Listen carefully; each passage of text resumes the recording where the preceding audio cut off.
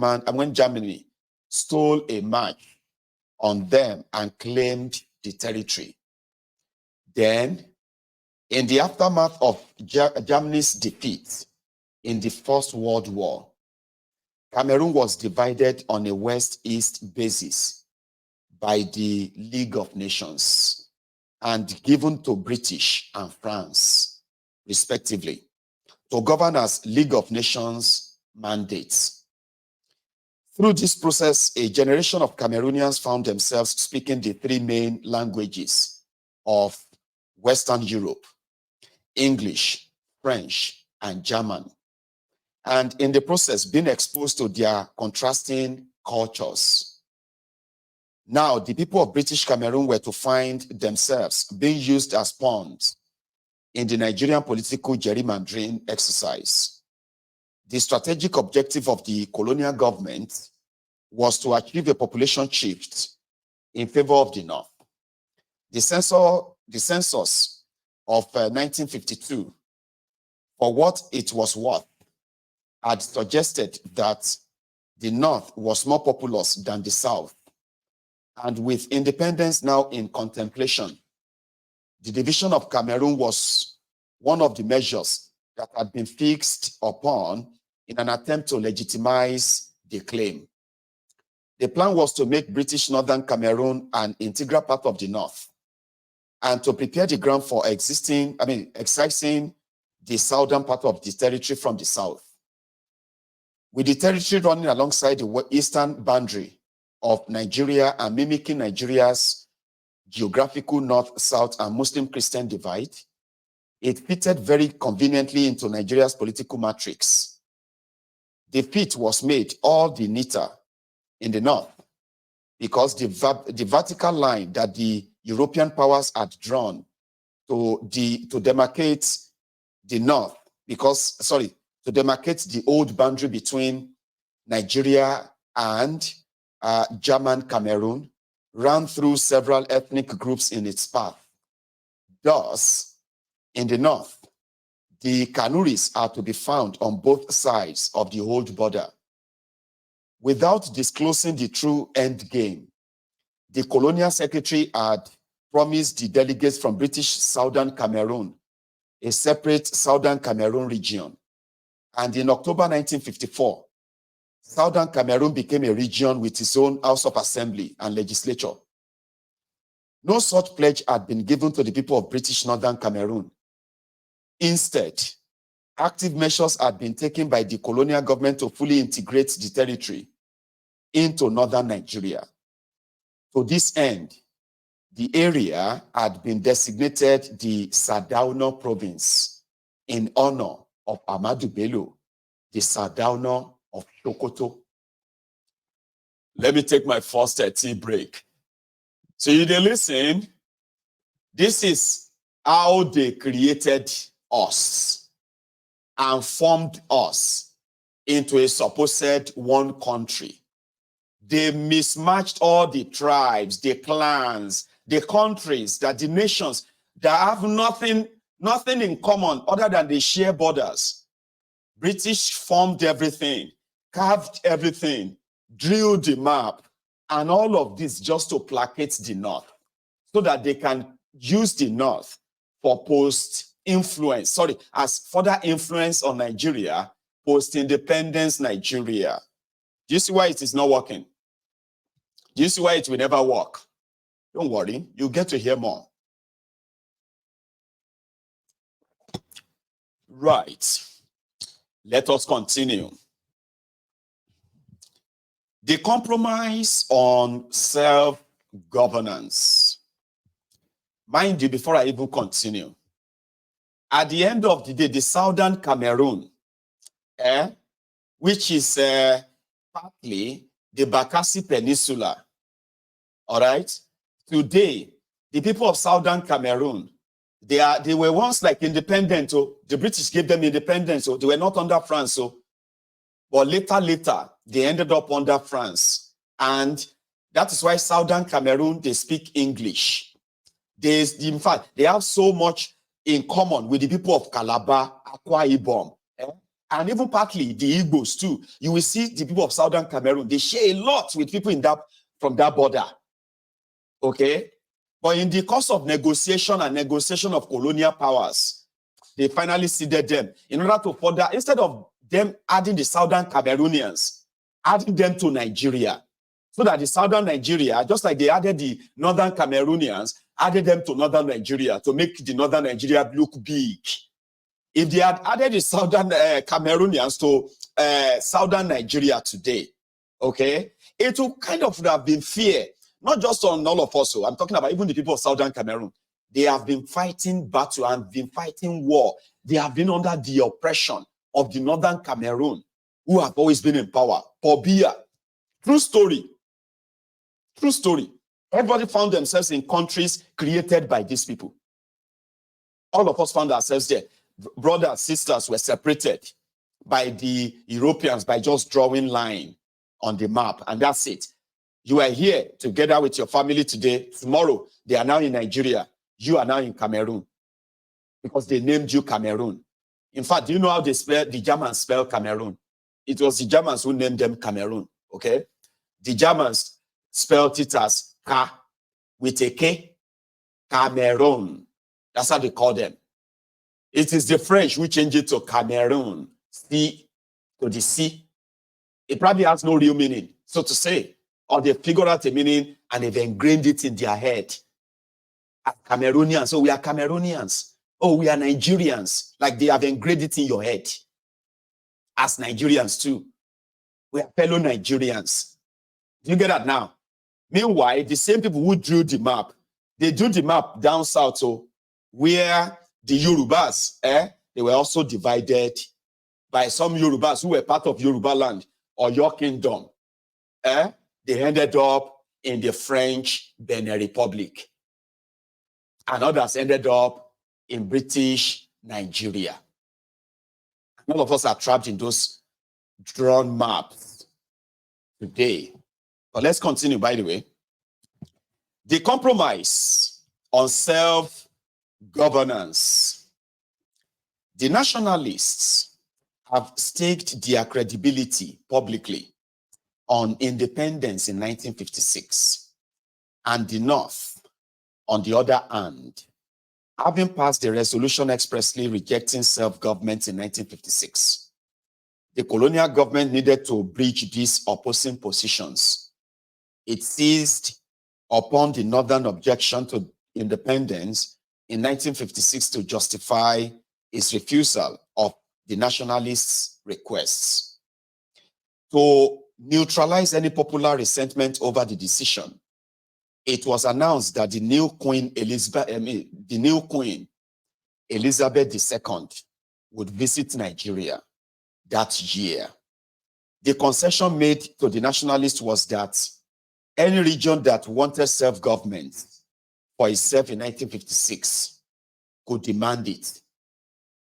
But as for Nigerian independence, the colonial government strategy was to avoid committing to a date. The 1954 federal elections, keeping to the main southern parties divided, having been a key pillar of the British strategy to ensure northern rule. An election in which the two parties fought head-to-head for power and influence in each other's home base was needed. The Littleton Constitution, which came into force on the 1st October 1954, took care to prescribe indirect elections only in the north and in southern Cameroons. In contrast, it provided for direct elections in the south, thus ensuring that the real contest will be between the NCNC and the Action Group. With seats in new House of Representatives at stake, the competition between these two main parties of the South assumed another level of intensity. The Action Group, having restricted its own campaign for the 1951 elections to its own western region, only to see Azikiwe's NCNC not only campaigning in both the eastern and western regions, but claiming victory in the west, now moved to take his own message into NCNC territory. The plan was to exploit the new fissure within the east that had been exposed in the wake of Azikiwe's dissolution of the Eyo-Ita-led government, Eastern Region government. Awolowo's brand of federalism, with the federating units being the ethnic groups, had a ready appeal to the Eastern minority groups, especially in the light of Azikiwe's switch from federalism to unitarism.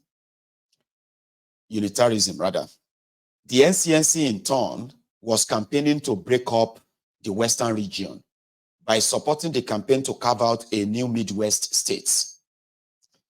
These federal elections in November 1954 were to be the first elections for national offices in Nigeria.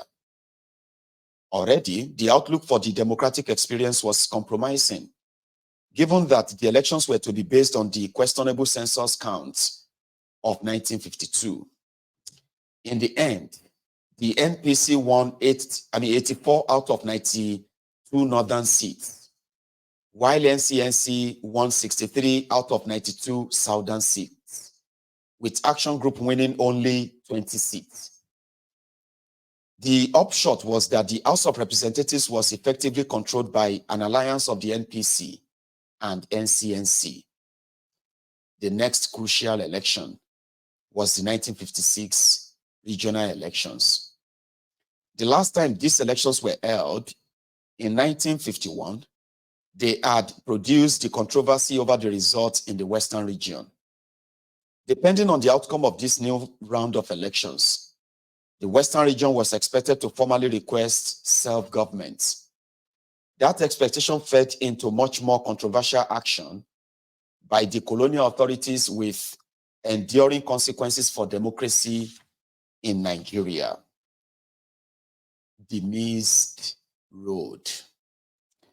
It was at this point, in 1955, that two equally strong-willed characters with opposing values and opinions of the British national interests entered the Nigerian political stage.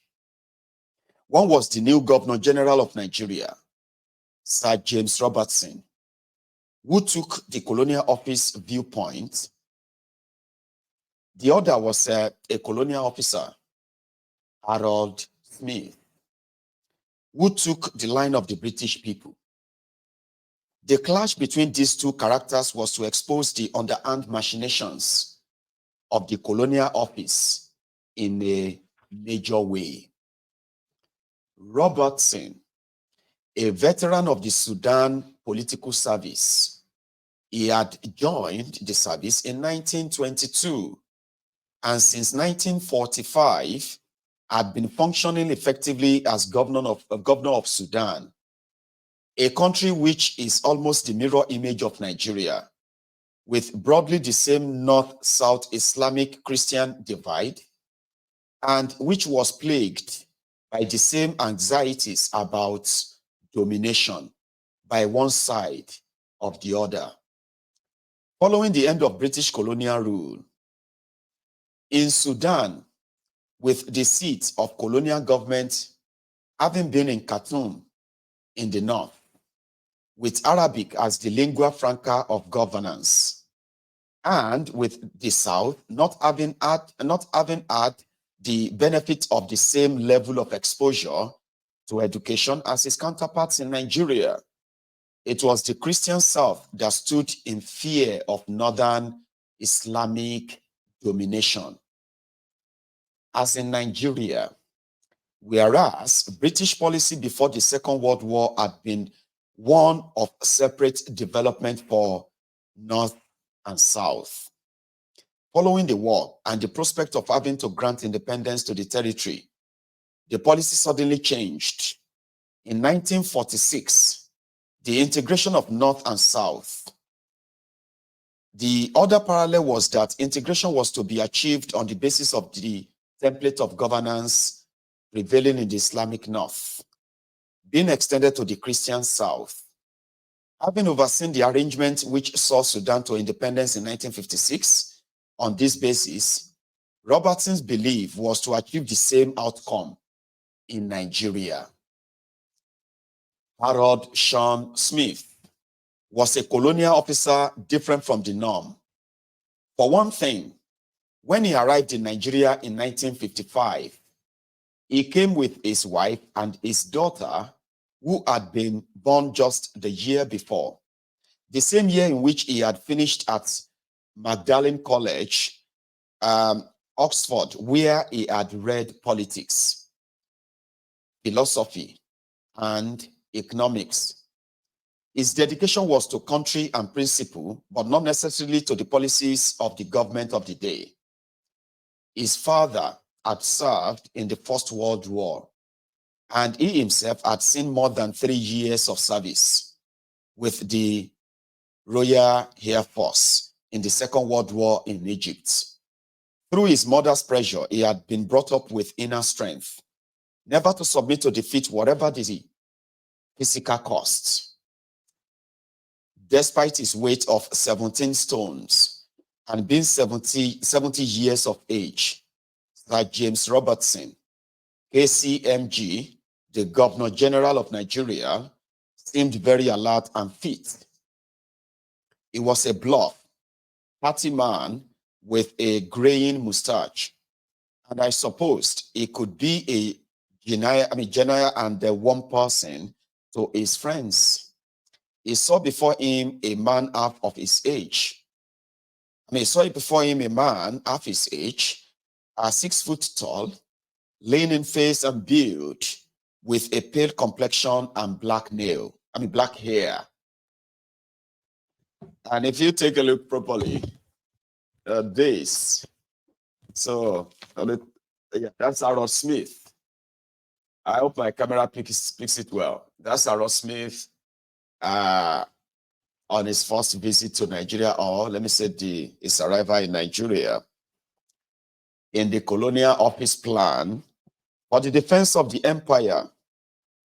There was a distinction to be drawn between decolonization and independence. There would be elections, but no electoral contests. How this was done in the 1956 elections to the Regional Assembly was reviewed by Harold Smith in his unpublished memoirs. Harold Smith wrote, "At this junction, the order arrived, which was to change my life.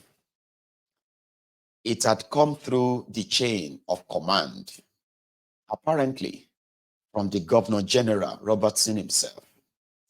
It was addressed to me personally. Perhaps my work had come to the Governor General's attention. I was much too modest to make that assumption. The order directed me to arrange for all Nigerian staff of the departments and all departmental vehicles to proceed to the Minister Festus Okotie-Ebo's constituency for the duration of the election campaign, to work under the minister's orders, and to get his NCNC candidates elected. This was a covert operation, and a cover story was needed. I was to devise a survey of migrant labor covering the minister's constituency.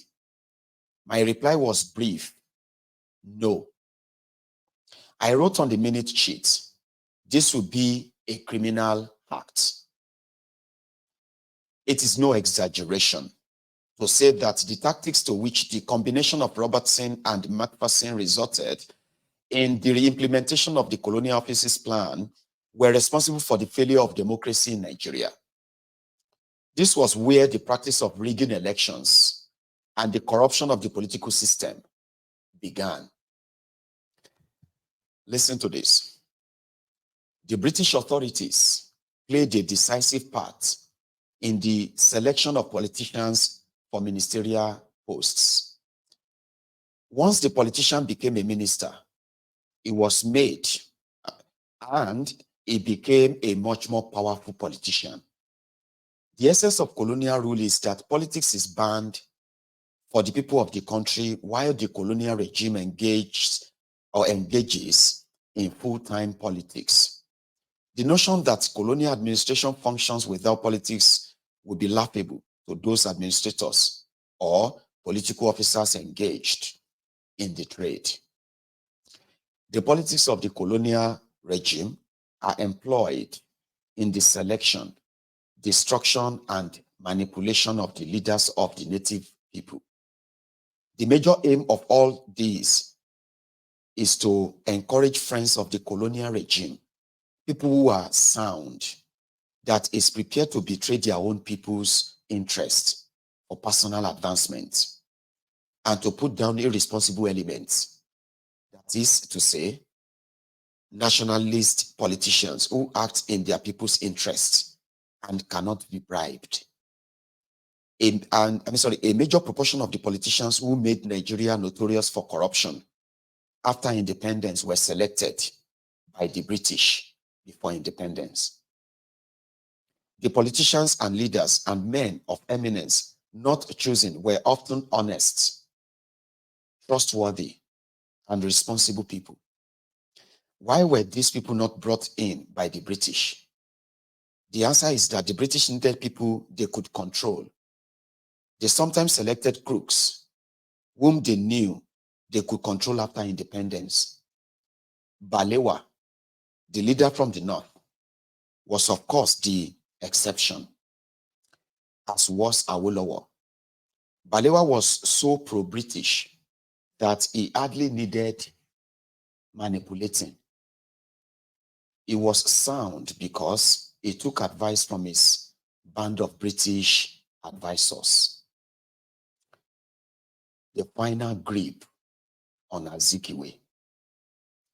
This was the backdrop to the Constitutional Conference, which was to take place in 1957, following the decision of the Western and Eastern regions to formally request self-government for their regions in 1956.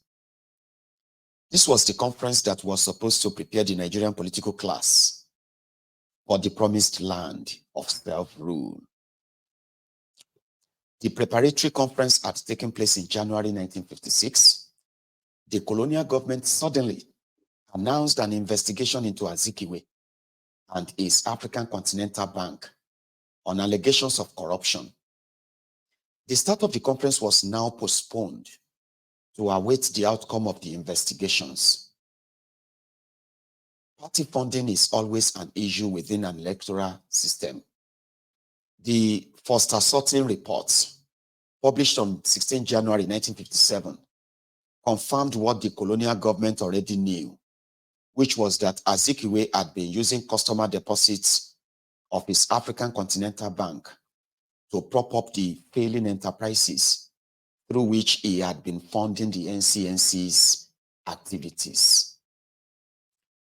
So, the funding of the political parties was the key, not only to Nigerian elections, but also to their results. The British knew where every penny came from. If the British chose not to investigate claims that the West were diverting £6 million of official funds from the marketing boards into Action Group Treasury, it was because the MPC in the North was obviously also being financed by the native treasuries. In the East, the Foster Sorting Tribunal into Zeke's African Continental Bank, ACB, found that it was insolvent. The principal use made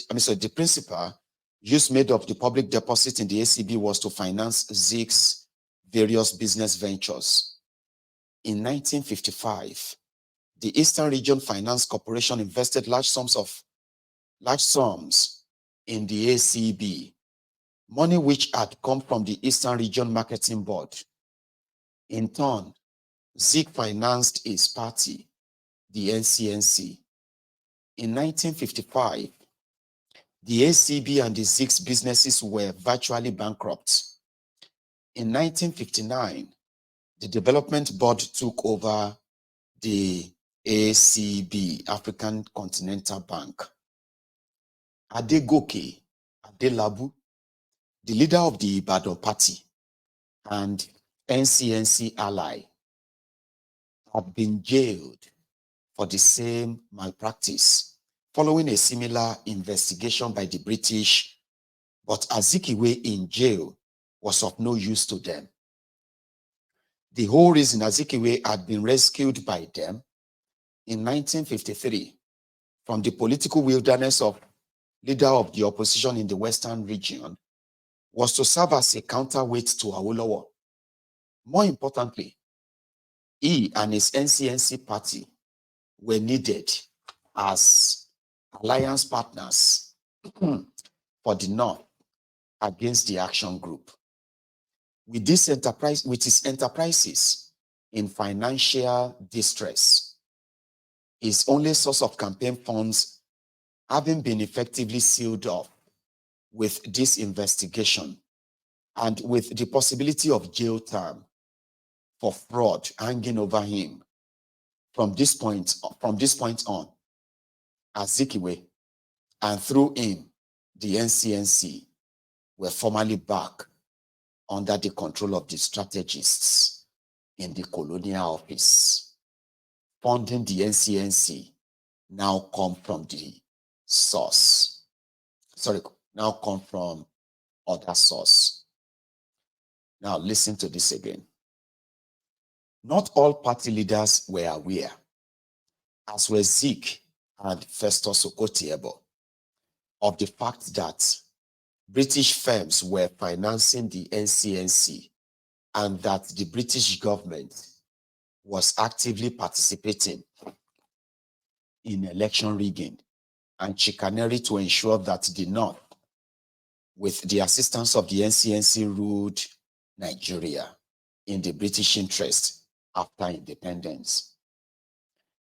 Okotiebo's ever-growing wealth, allowing him to play an independent role in politics, even defying his own party when necessary.